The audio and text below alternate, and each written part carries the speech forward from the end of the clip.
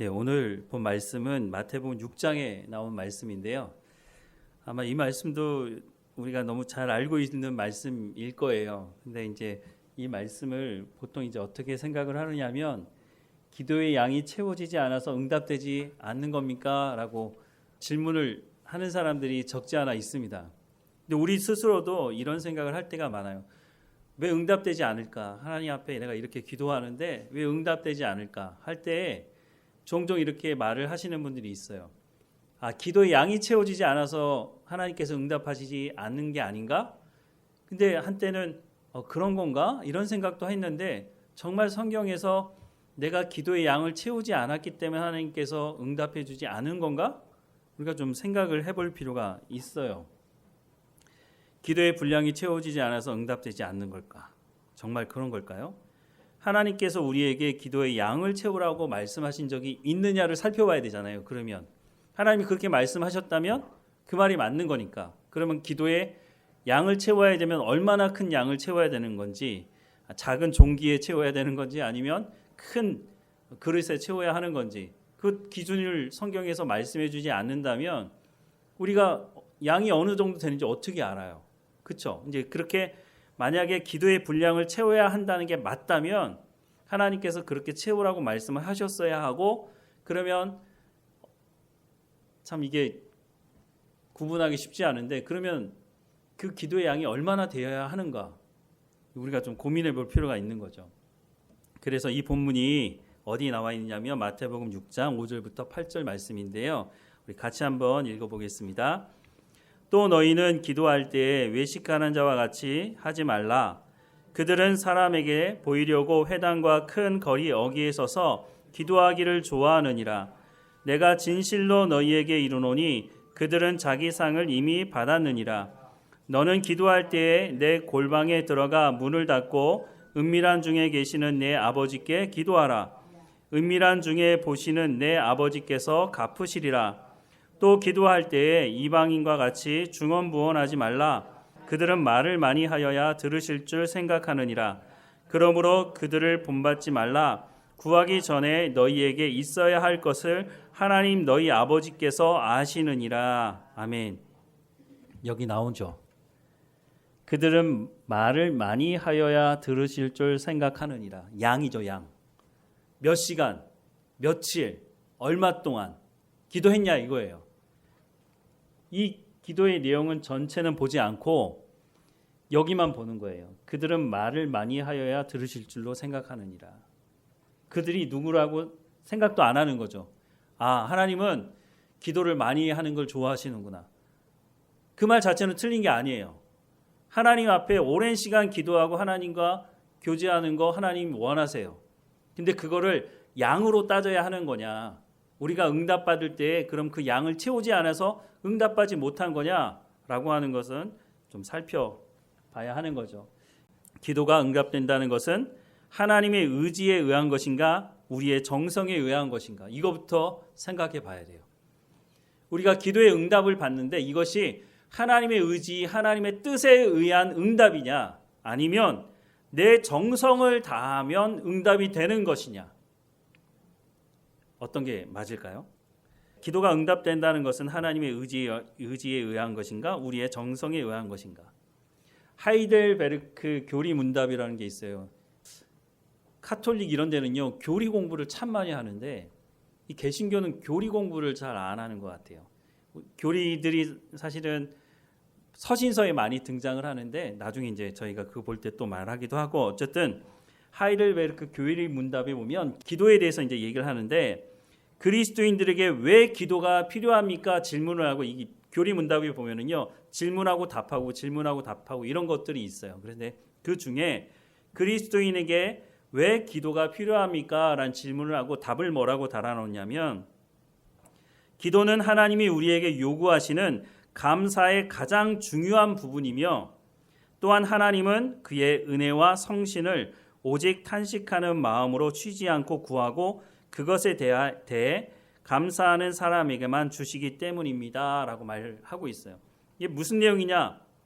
기도는 감사의 가장 중요한 부분이라는 거예요. 기도에 있어서 가장 중요한 부분이 감사. 우리가 그러니까 하나님께 기도할 때 보통은 감사는 별로 없고 간구만 있어요. 하나님 이거 해주세요, 저거 해주세요 막 하고 그냥 예수님의 이름으로 기도합니다 하고 맞춰버린다는 거죠. 우리가 대표 기도를 하든지 우리가 개인 기도를 하든지 늘 감사하는 기도를 빼먹지 말아야 돼요. 하나님께서 나를 구원하시고 내 가운데 하나님의 은혜를 주신 것에 대해서 감사하는 것.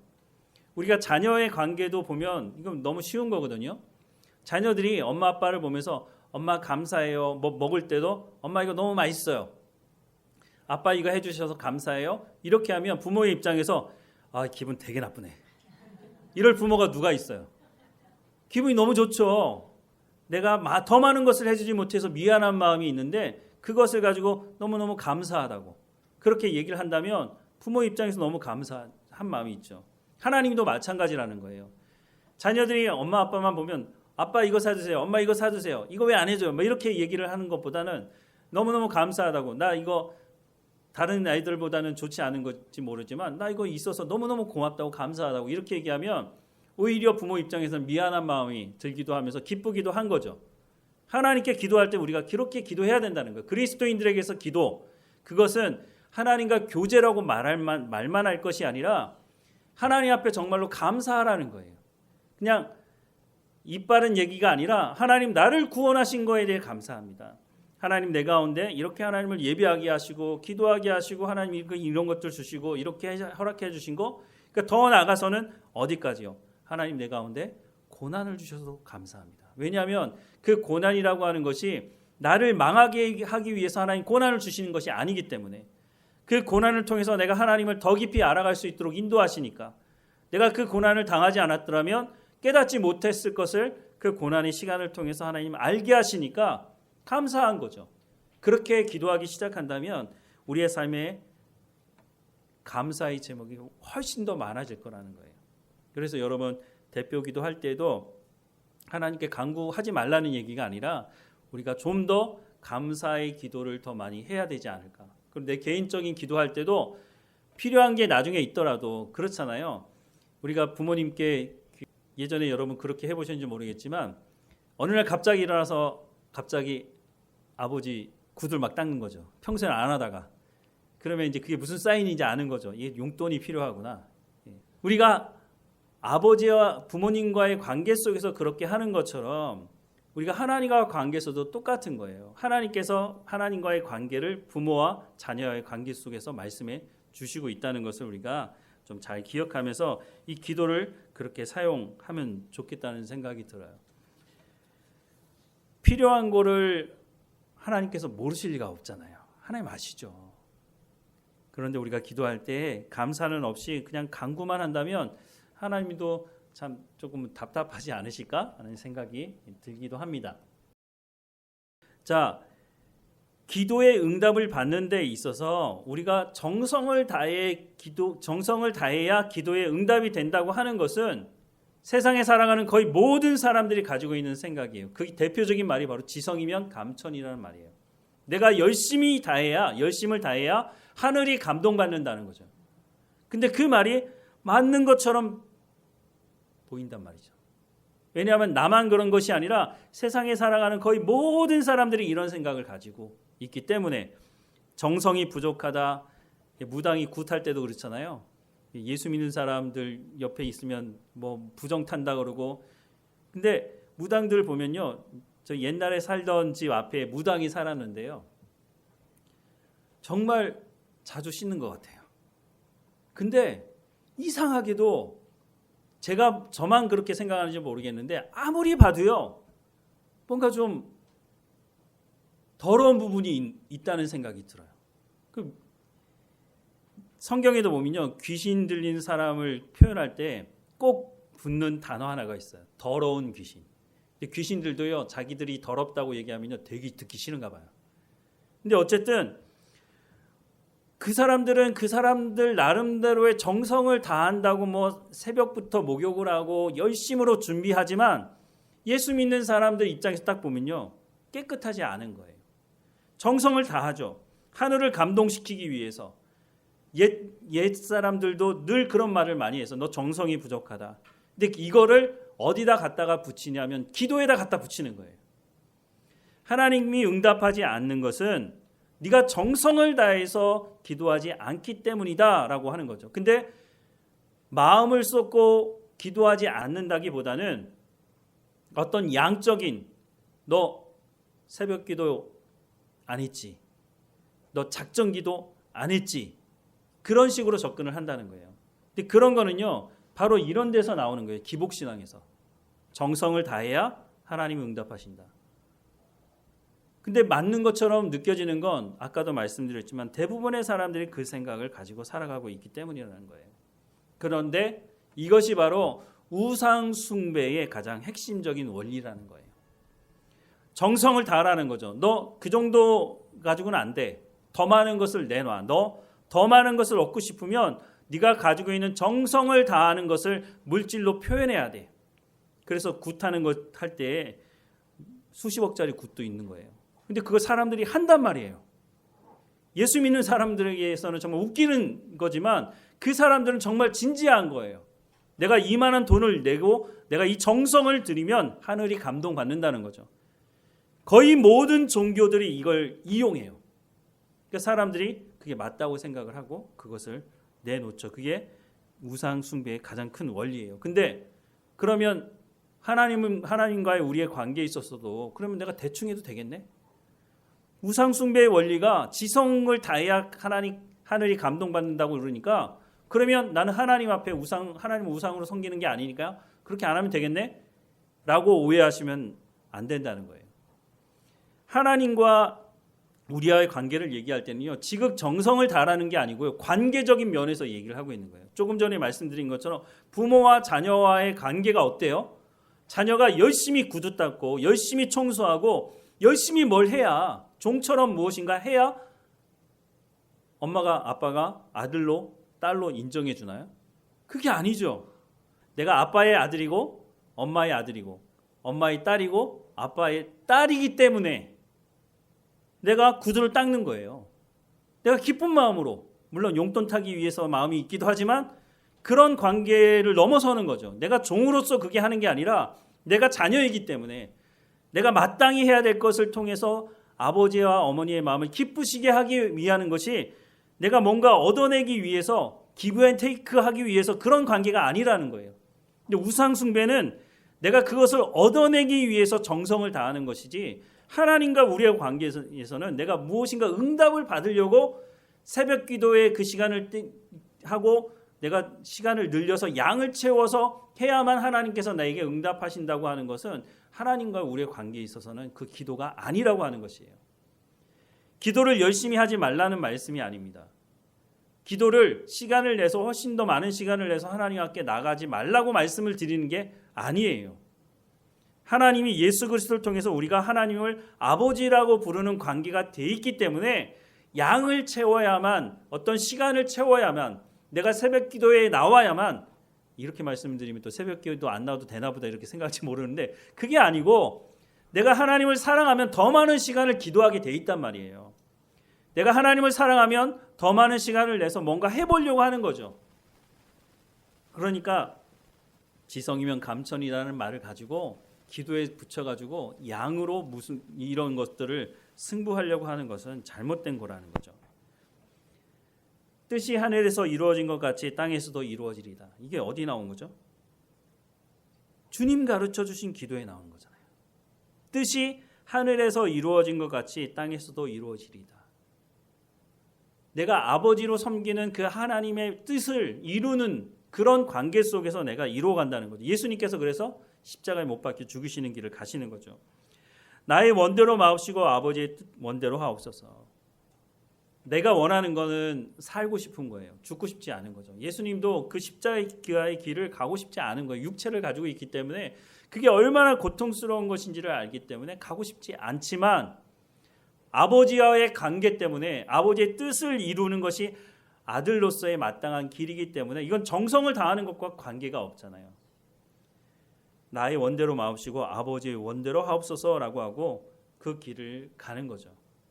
그러니까 기도가 응답된다는 것은 하나님의 의지에 의한 것인가 우리의 정성에 의한 것인가라고 질문을 할 때 우리의 정성을 다하기 때문에 응답이 되는 것이 아니고 그것이 하나님의 의지, 하나님의 뜻이 있기 때문에 그것이 이루어진다고 하는 거예요.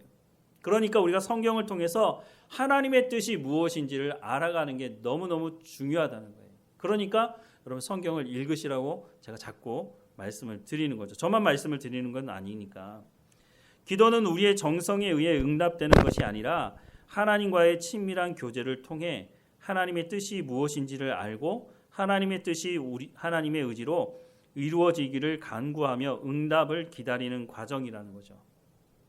그래서 가장 좋은 기도는요, 말씀을 가지고 하는 기도예요. 성경에 기록된 말씀은 약속이잖아요. 그렇죠? 그 약속을 붙들고 기도하는 거예요. 하나님, 이렇게 말씀하셨잖아요. 그러니 하나님 이 말씀을 이루어 주세요라고 하면 그게 하나님의 뜻이니까 하나님께서 그것을 이루시려고 하실 거라는 거죠. 우리가 기도할 때 또 실수하면 안 되는 게 뭐냐면 조금 전에 말씀드린 것과 다 연결이 되는데요. 행동주의와 업적주의에 쌓는 거예요. 이것도 양이에요. 내가 얼마나 많은 업적을 쌓았느냐는 거예요. 내가 얼마나 많은 양을 기도했느냐. 이거 가지고 사람들을 얘기하는 거죠. 이것은요. 행위 구원론과 연결되어 있어요. 구원은요. 하나님께서 전적인 은혜로 우리 가운데 베푸시는 것이지 내가 어떤 양을 쌓았기 때문에 선을 쌓았기 때문에 구원받는 것이 아니라는 거예요. 그런데 기독교를 제외한 거의 모든 종교들은요. 이걸 얘기해요. 선을 많이 쌓아야 다시 태어날 때 사람은 태어난다는 거예요. 그러니까 선을 많이 행하라고 주장을 하는 거죠. 시험 때가 다가오면은요. 100일 기도회 이런 거 해요. 평소에 좀 기도하면 안 될까요? 평소에 하나님과 좋은 관계를 맺어야죠. 그리고 기도하면 지방대학 갈 아이가 갑자기 서울대학 가나요? 공부를 열심히 하면서 하나님께 지혜를 구하며 매일마다 그렇게 해야 하는 것인데 그냥 기도하면 모든 게 만사형통이라고 생각을 하는 거죠. 그러니까 이게 플랜카드를 보면요. 이게 절에서 하는 건지 교회에서 하는 건지 헷갈려요.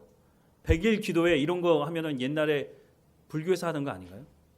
그런데 불교에서 하던 거 보면은 교회 그 현수막에 100일 기도회, 심지어는 21일 기도회, 이거 어디서 나온 거 아닌지 아시죠? 21일 기도회. 다니엘이 21일 동안 기도할 때 하나님이 보내신 천사가 오는 그걸 얘기하는 거거든요. 근데 그런 내용이 아니잖아요. 근데 거기다가 막 무조건 갖다 붙이는 거예요. 근데 사람들이 절박하게 되니까요. 이런 거라도 붙들고 싶은 거예요. 내 자녀가 열심히 공부 안 해서 대학에 떨어질지 붙을지 간당간당하는데 이거라도 붙들고 싶은 거죠. 근데 이거를 가지고 프랜카드 붙여가면서 교회에서 그렇게 하도록 하는 건요. 이거는 성경에서 말하는 게 아니에요. 목사가 잘못 가르치는 거죠. 그런 걸 붙들고 싶어하는 그런 마음을 가지고 있는 사람들에게 낚싯밥을 던져주는 거예요. 둘 다 망하는 거거든요. 하나님과의 관계 속에서 내 자녀에게 하나님이 주신 재능과 어떤 부르심이 있단 말이에요. 대학에 들어가느냐 들어가지 못하느냐에 따라서 그 부르심이 취소가 되거나 이루어지거나 그러지 않아요. 하나님께서 그 시간에 만약에 기도한다 그러면 합격시켜달라는 기도를 할 것이 아니라 하나님 내 자녀를 이 땅에 보내주신 하나님의 뜻이 무엇인지를 나도 알고 내 자녀도 알 수 있도록 그 부르심이 합당한 삶을 살아갈 수 있도록 인도해달라고 기도해야죠. 근데 대부분 이렇게 날짜를 정해놓고 기도하는 건요. 합격시켜달라는 거예요. 무조건. 이때만 되면 하나님 참 곤란하실 것 같아요. 이거 누구 기도는 들어주고 누구 기도는 안 들어줄 수가 없잖아요. 그럼 나중에 기도하면서 참 어떻게 보면 이렇게 기도하는 분들도 착해요. 이게 다 잊어버려요. 그냥. 대학에 떨어졌든지 붙었든지 다 잊어버려. 그것도 참 기도하는 분들 보면 좀 놀라워요. 좀. 우리가 하나님 앞에 기도가 무엇인지에 대해서는 제대로 알고 기도해야 될 필요가 있어요. 하나님의 뜻을 구하는 기도가 참 중요하다고 생각이 드는데요. 기도는 하나님과 은혜 안에서 소통하는 행위죠. 다 알고 있는 내용이기도 하죠. 기도는 행위를 많이 쌓는 것으로 인해 업적에 대한 보상을 받는 것이 아닙니다. 기도는 불교에서 말하는 것처럼 탑돌이를 하거나 수행을 쌓거나 공을 들이면 하나님이 응답해 주시는 것이 아닙니다. 기도는 하나님과 관계 안에서 교제하는 것입니다. 물론 당장 내가 필요가 있어서 하나님께 기도해요. 하나님, 이거 정말 지금 나한테 필요해서 이 문제가 해결돼야 합니다 라고 기도할 수 있어요. 그런데 시간이 지나고 나서 보니까 어떠냐면, 내가 간구한다고 해서 그 문제가 지금 바로 해결되는 것이 아니라 하나님이 우리의 필요를 아시기 때문에 가장 적절할 때 하나님께서 하나님이 행하시는 일을 하신다는 거예요. 그러면 나는 왜 기도해야 되느냐? 하나님의 뜻을 알면서 하나님과 친밀한 교제를 하기 위해서 그런 거예요. 그리고 더 나아가서는요, 기도라고 하는 것은요, 내가 무릎 꿇고 하는 기도만이 기도가 아니라는 거예요. 내가 삶의 현장에서 하나님의 말씀대로 살아가면서 하나님의 뜻을 이루어가는 것이 바로 삶으로 살아내는 기도인 거예요.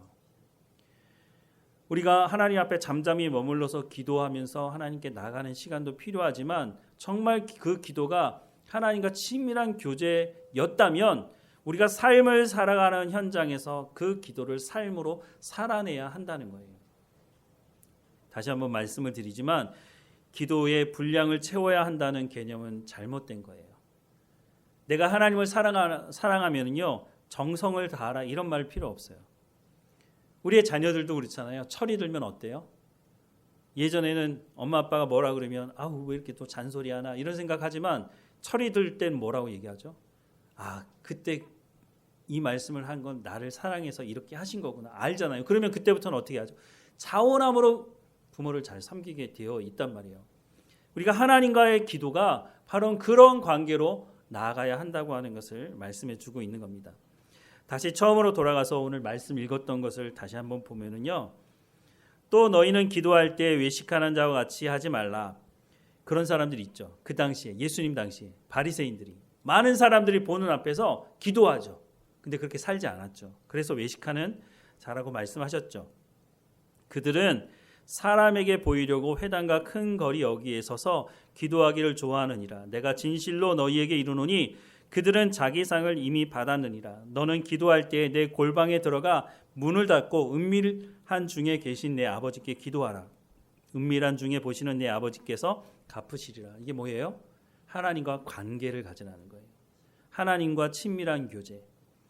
그래서 우리가 대표 기도를 자꾸 하면은요, 좀 딱딱한 기도로 점점 변화될 가능성이 높아요. 형식적이 되는 거죠. 기도의 내용에 이런 내용을 넣어야지 하면서 하다 보면 정말 순수한 마음으로 하나님께 기도하지 못할 때가 있어요. 물론 대표 기도할 때는 내 개인 기도가 아니니까 우리 전체의 기도 제목을 넣어서 기도할 필요는 있지만 너무 형식적으로 하지 마시라는 거예요. 어린아이와 같이 기도할 수 있잖아요. 우리 그 예배 드릴 때 어른들만 지금 기도하고 있는데 우리 학생들 4명 있는데 대표 기도 좀 써가지고 기도했으면 좋겠어요. 그래서 조만간에 시켜볼 생각을 하는데 애들이 하려는지 모르겠지만 어쨌든 너무 부담 갖지 말고 사실 그대로를 하나님께 기도하는 게 또 너무 길게 할 필요도 없어요. 뭐 대표 기도니까 많이 길게 해야 된다? 그렇지 않아도 돼요. 순수하게 하나님 감사합니다. 지난 한 주일 동안 살게 하시고 이 자리에 오게 하셔서 감사합니다. 지난주에 있었던 일들을 꺼집어내면서 하나님께 감사하면 되잖아요. 하나님, 우리가 이렇게 예배 초소도 없었는데 이렇게 예배 초소 주셔서 감사합니다. 시간이 지나고 나서도 또 그 기도 할 수 있는 거죠. 하나님, 우리가 이렇게 모여서 지난주에도 봤는데 오늘도 보고 함께 공동체를 이루어서 기도하고 예배하게 하셔서 감사합니다. 하나님을 찬양하게 하셔서 감사합니다. 그리고 필요한 게 있으면 하나님 우리 가운데 지혜와 명철을 허락해 달라고 그거 기도하면 되잖아요. 너무 미사오구를 많이 붙여가지고 오히려 하나님이 야, 너 좀 그렇게 좀 기도하지 말라고 하실지도 모르겠어요. 야, 너 그냥 정직하게 기도해라 이렇게 말씀하지 않을까? 이런 생각이 들어요. 어쨌든 기도할 때는요, 그냥 정직하게 하면 돼요. 길을 걸어 다니면서도 와, 하나님 오늘 나무들 보니까 오늘 너무너무 푸릇푸릇하고 너무 좋은데요. 야, 하나님 정말 최고예요. 하나님 정말 기뻐하실 것 같아요. 그런 기도. 그래서 형식적으로 어떤 틀은 갖춰야 될지 모르겠지만 사람에게 보이려고 그렇게 할 필요 없다는 거예요. 기도하다가 좀 틀리게 기도하면 어때요? 하나님께서 우리의 기도 순수한 마음을 보신다고 말씀하시니까 우리가 기도할 때 그렇게 해야 하리라고 생각이 듭니다. 7절에 보면 또 기도할 때 이방인과 같이 중언부언하지 말라. 그들은 말을 많이 하여야 들으실 줄 생각하느니라.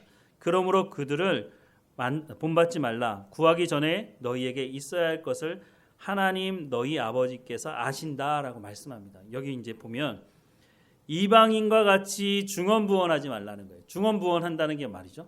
무슨 말이죠? 중언부언한다는 말. 이 단어가요. 성경에 여기 딱 한 번 나와요. 그래서 이 말이 무슨 말인가 성경학자들이 고민을 많이 하는데 원래 이 말은 무슨 말이냐면 중언부언하지 말라는 말이요. 말을 더듬다 지루하게 제잘거린다는 뜻을 가지고 있어요. 근데 이걸 누가 그렇게 하느냐? 이방인들이 그렇게 한다는 거예요. 너희는 그렇게 하지 말라는 거예요. 말을 더듬는다든가 또 지루하게 제잘거린다든가. 이게 도대체 무슨 말일까? 그 뒤에 보니까 그들은 말을 많이 하여야 들으실 줄 생각하느니라 라고 말하고 있어요. 이방인의 기도가 어떤 기도일까요? 말을 많이 하는 거예요.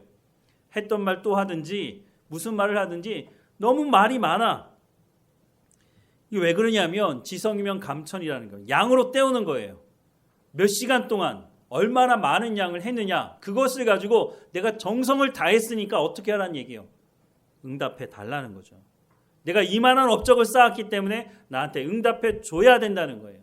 내가 이만큼 당신에게 줬으니까 나한테는 더 많은 것을 줘야 한다는 것을 주장하고 싶은 거죠. 근데 기도는 하나님께 드리는 기도는 그런 게 아니라는 거예요. 양으로 때우려고 하지 말라는 거예요. 구하기 전에 너희에게 있어야 할 것을 하나님 너희 아버지께서 아신다는 거예요. 간구하지 말라는 것도 아니에요. 간구하지만 정말로 기도해야 되는 것이 무엇이냐면 하나님과의 관계를 더 친밀하게 하기 위한 기도를 하라는 거예요. 여러분 좋은 친구를 사귀고 싶으면 어떻게 해야 될까요? 많이 들어줘야 돼요. 그 친구가 뭐라고 얘기하는지. 또 내 얘기도 하겠죠. 그럼 그 친구가 내 얘기를 많이 들어주면 그 친구 만나고 싶겠죠. 하나님과 우리와 관계도 마찬가지라는 거예요. 하나님을 만나가지고요. 또 친구들 사이도 마찬가지인데 만나가지고 맨날 야 나 이거 필요해 저거 필요해 나 이거 해줬으면 좋겠어 친구한테 계속 얘기하면 상대방이 무슨 생각을 하겠어요. 야 얘는 내가 뭐 좋은 관계를 친구를 맺자고 하는 건지 아니면 내가 은행인 줄 아나 얘가? 예? 좋은 관계가 될 수가 없는 거죠. 그러니까 하나님과의 관계에 있어서는 말을 많이 하려고 하지 말고 하나님을 신뢰하고 하나님의 말씀을 깊이 알고 하나님의 뜻이 무엇인지를 구하고 하나님 앞에 감사하는 기도를 하면 우리가 하나님과 친밀한 관계를 맺을 뿐만 아니라 하나님께서 가장 적절할 때 하나님의 가장 좋은 타이밍에 하나님의 뜻을 이루어 주신다고 하는 것이에요. 그러면 우리 어떻게 기도하면 될까요? 고민이 되잖아요. 이렇게 말했는데 그럼 어떻게 기도하라는 얘기냐? 이 말씀이 끝나고 나서 예수님께서 뭐라고 말씀을 하셨느냐면요. 이 말씀을 하세요. 이게 뭐죠? 주님 가르쳐 주신 기도예요. 이렇게 기도하라는 거예요. 우리 같이 한번 읽어볼까요? 그러므로 너희는 이렇게 기도하라. 하늘에 계신 우리 아버지여 이름이 거룩히 여김을 받으시오며 나라가 임하시오며 뜻이 하늘에서 이루어진 것 같이 땅에서도 이루어지이다. 오늘 우리에게 일용할 양식을 주시옵고 우리가 우리에게 죄 지은 자를 사하여 준 것 같이 우리 죄를 사하여 주옵시고 우리를 시험에 들게 하지 마옵시고 다만 악에서 구하옵소서. 나라와 권세와 영광이 아버지께 영원히 있사옵나이다. 아멘. 이렇게 기도하라고 말씀하세요. 그러면 이렇게만 말씀해 드리면 또 헷갈리잖아요. 이게 도대체 무슨 내용일까? 이거는 다음에 말씀을 좀 드리도록 하겠습니다. 사실 수요일 날 말씀에 편집해서 올려놓은 거에 이 주님 가르쳐 주신 기도의 부분을 제가 올려놓은 부분이 있기는 해요. 근데 다음 주에 한번 이걸 정리해서 다시 한번 말씀을 드릴게요. 중요한 것은요. 기도는 하나님과의 관계를 더 깊게 하기 위해서 하는 시간이라고 하는 거예요. 여러분 새벽에 하나님 함께 나가는 거 참 중요합니다. 새벽이 아니더라도요. 여러분이 개인적으로 하나님과 조용한 시간을 가질 수 있는 시간을 반드시 사실 가지셔야 돼요. 우리가 친한 친구 친구를 보면은요, 그 친구와 1대1로 만나는 시간이 많거나 깊어질수록 그 친구와 정말 친한 친구가 될 수 있는 거거든요. 하나님과의 관계에 있어서도요, 누구도 방해하지 않는, 누구의 말도 듣지 않는 그 시간을 내서 하나님 앞에 머무는 시간, 그것이 어떤 다른 것과 타협할 수 없는 시간이 우리 가운데 확보가 된다면 우리가 기도의 더 깊은 자리로 나갈 수 있게 될 거예요. 성경에 말씀하시는 것처럼 양으로 기도를 채우려고 하지 마시고요, 짧은 시간이라 할지라도 하나님과 더 깊은 친밀한 가운데 나갈 수 있도록 하나님의 뜻을 아는, 하나님과 교제하는, 그래서 우리 기도가 깊어지는 그런 기도의 시간이 되기를 주님의 이름으로 축원합니다. 기도하겠습니다. 사랑하는 하나님, 우리가 하나님 앞에 나아가며 기도하는 시간 가운데 하나님께서 임재해 주시고 하나님의 뜻이 무엇인지를 알고 우리가 중언부언하지 않고 많이 기도해야 하나님께서 들으실 줄로 생각하지 않게 하시고 우리의 필요를 아시는 하나님께 우리가 감사하며 하나님과 동행하는 삶을 살아갈 수 있도록, 하나님의 뜻을 이루는 삶을 살아갈 수 있도록 은혜를 허락해 주옵소서. 하나님, 이 한 주일 동안 살아갈 동안 하나님 앞에 머무는 시간을 갖게 하시고 하나님의 음성을 듣는 시간을 갖게 하시고 우리가 하나님 앞에 감사하는 삶을 살아갈 수 있도록 은혜를 허락해 주옵소서.